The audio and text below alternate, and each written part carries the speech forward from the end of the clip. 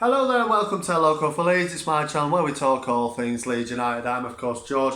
Welcome along to the channel, and today we are looking back. It's the day after the game the night before. We're looking back on that disappointing performance, but in the light of day, it's a decent point. Well, I say that. In isolation, a point away at Brighton is a decent result. In the position we're in, it's not at all. We needed to win that game, and we didn't. We came away with no goals, a point, a clean sheet. You know, you can say, if you're looking at the positives, they are the only positives, a clean sheet and a point. Fair enough. But like I said, in the position we're in, we need more than points now. We need wins. We don't need draws. Draws are neither here nor there, really. It puts us 3 points ahead of Burnley, who play later on today against Spurs. Who knows how that could go? You know, they're attuned to this position at this time of year, season after season. They know what they're doing. Whereas for us, it's a little bit of uncharted territory.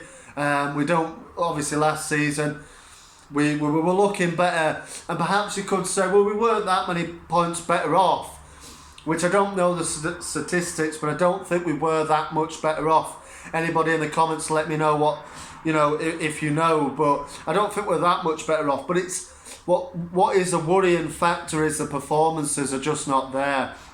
I mean, let's break it down. Yesterday, looking at the lineup, you're thinking Rodrigo, Rafinha back in, fantastic. But then you learn that Dan James is up front by himself, and you're thinking, come on now, what is this obsession from Bielsa playing players out of position? I mean, Dan James, you could argue up against the big centre-backs, maybe he can nip in and take the ball, lower centre of gravity, that sort of thing. But come on, it's not really that.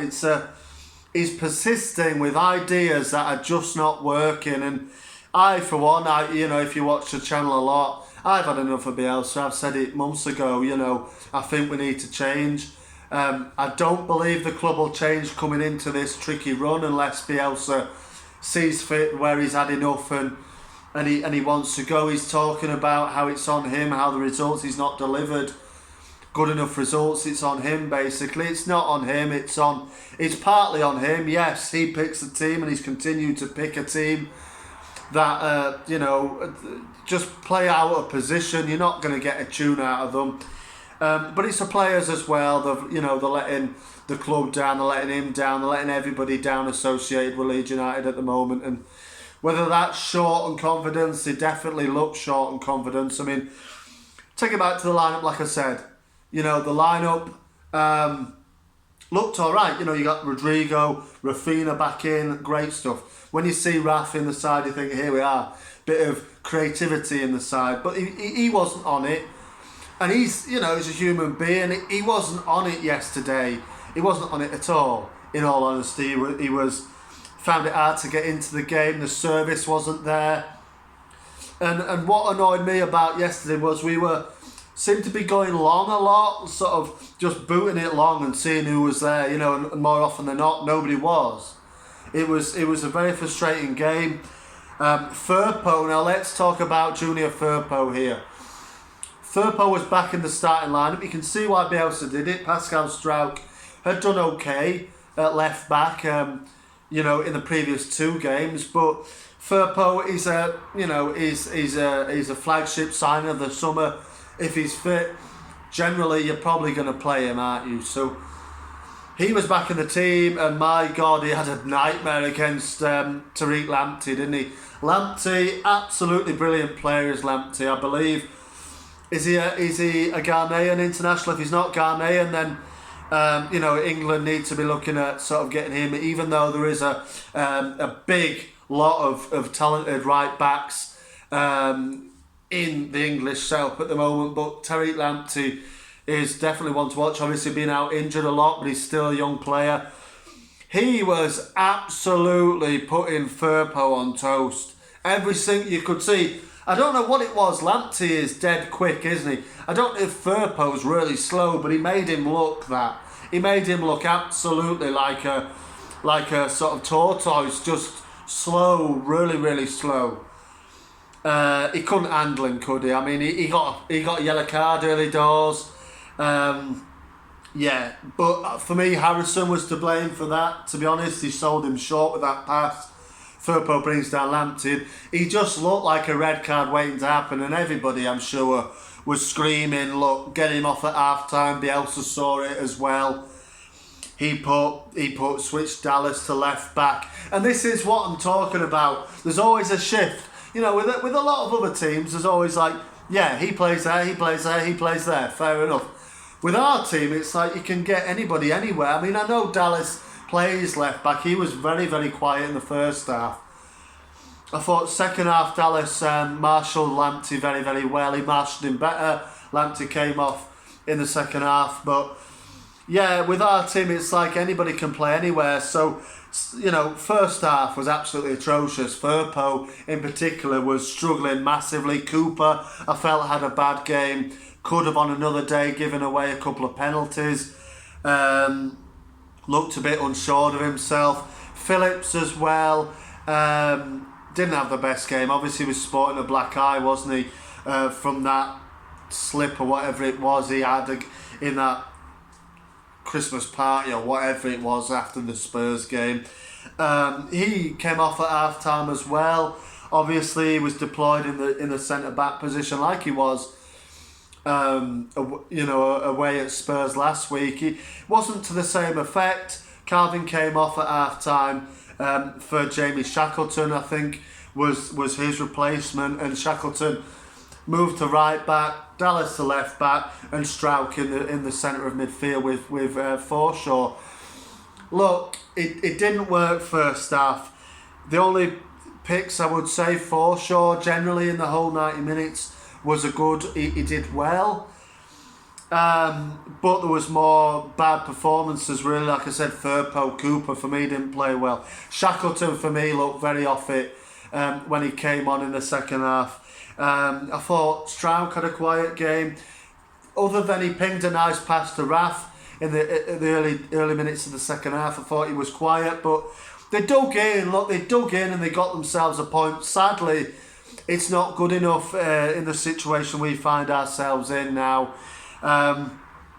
Brighton, I felt, looked very dangerous. Meslier made a few nice saves, didn't he, over the 90-minute piece. One he tipped onto the post from Trossard. One he tipped over the bar. I think that was from Trossard as well, was it? But Brighton impressed me. And I don't know why they were booing. I mean, anybody who went in the Brighton persuasion, let me know in the comments why were they booing when you played pretty well. I know it's 8 games now without a win, but from looking at that, the at least a performance was there for you. On another day, Mope puts that sitter in the net. You know, 1 or 2 of them's off the crossbar or the post go in. You probably win that comfortably, because we were hanging on at times there, and defensively we looked fairly strong, you know. But Meslier for me would be my man of the match. He kept us in it and really was the man to pick out of that performance. And then, it comes to Harrison getting taken off. Harrison for me again had a quiet game. Tyler Roberts comes on and if I'm honest, I just sort of went, oh no, here we go. What's he going to provide then? And fair play to Tyler. He had a good game. He was the man leading the line. He led it well. Couple of shots Sanchez had to save. It was routine stuff for Sanchez, but at least Roberts was getting shots and he was looking a bit of a danger on the counter-attack. And that for me was pleasing to see. And if you're going to pick out any positives, the clean sheet, the draw, Tyler Roberts would be another one. But it's scraping the barrel, that. Obviously, there's more negatives than positives to come out of that. The likes of Rodrigo. Rodrigo, he hardly touched the ball. I'd be interested to see the stats of the game, but I don't think he touched it. He touched it barely any times. He'd be barely into double figures with his number of touches he had on the football yesterday. He was a passenger. Rafinha, he was poor. As much as we lump it on him to get the creativity going, he just didn't. He wasn't on it yesterday. Historically, like we covered in the preview, we don't do well at Brighton. That's 6 games now. Astonishingly, 6 games in a row where we've not scored a goal at the AMEX. It's quite unbelievable that Michael Brown was the last man to score a goal at the AMEX for Leeds United. That was quite a number of years ago now. But yeah, I just didn't think the performance was there at all from Leeds yesterday. Second half, you could argue, was slightly better, but it's on Bielsa. It's all on Bielsa, this. It's too much playing players out of position. Substitutions at silly times. It's just not good enough, really. He seems to have just lost it, and I think he'll walk. I do think he'll walk, but I think if we're not if we're in the relegation zone, come those very tricky looking set of fixtures in December around Christmas, we have to pull the trigger and sack him. It's as simple as that. The performances are not there. The team looks short of confidence. It's enough now of playing players out position. I mean, would any other manager put Dan James at centre forward there? I don't think they would. You'd probably go with Gelhardt at centre forward and drop Harrison, put James on the right, Rodrigo Rafina or whatever, or probably put Rodrigo up top. You wouldn't put a left winger in centre forward when it's just, you wouldn't do it. It's something that I'm a bit confused with, and all his tactical substitutions of late have just been, for me, confusing, and he obviously doesn't think he's doing a good enough job. I think personally he'll walk, but I think he'll probably do it with us in a relegation zone, actually. I just wish Rads had pulled the trigger on him, really, and that would give the team confidence. There's talk of Phillips getting into a bit of beef with Bielsa. I don't know if that's true, but Bielsa said tactically it was for tactical reasons why he swapped Phillips yesterday. Phillips didn't look on it. There was stray passes from him, but from the whole team going everywhere. There were like, it was like lump it and hope, just hit and hope to see who was up the pitch, and it just wasn't good enough. It was a horrible display. It was horrible weather for it, and all round it was a bad display. Brighton, like I said, I thought Trossard was good. I thought Cucurella actually was very impressive, and obviously Lamptey as well. And they'll be all right this time, won't they? I mean, Graham Potter has them playing some nice football, but I'm fed up of coming on here every time and bemoaning Bielsa and the performances that we've been putting in, and it needs to change a bit against Palace at Ellen Road. It's a quick turnaround. This, for some reason, we've got a midweek fixture. Doesn't happen very often in the Premier League, but this Tuesday coming we play Palace at Ellen Road, and it's a must win. And then it's Brentford on Saturday, and that's another must win. It's 6 points or bust for me now.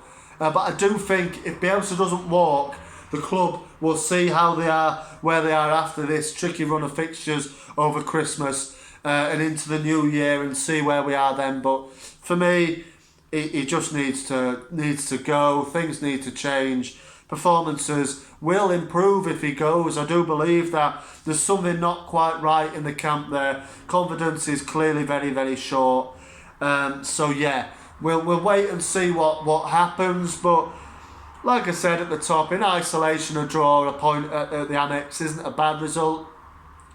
But given the context of the performance and where we sit currently in the table, it wasn't good enough yesterday. But as always, let me know in the comments what you thought. Did you go to Brighton? Any Brighton fans, like I said, how did you see the game? I know there was a lot of booing, which, like I said, for me was confusing. But yeah, let me know, everybody, how you're feeling of that game yesterday, and how should Leeds United approach the games going forward in terms of managerial changes. Everybody knows my position. If if you're watching it for a long period of time, my channel, let me know yours, your interpretation of the games. And as always, I'll be back with my preview of the Palace game probably tomorrow now. So yeah, keep watching for that one. But thanks very much for watching. As always, matching on together, and I will see you on the next one.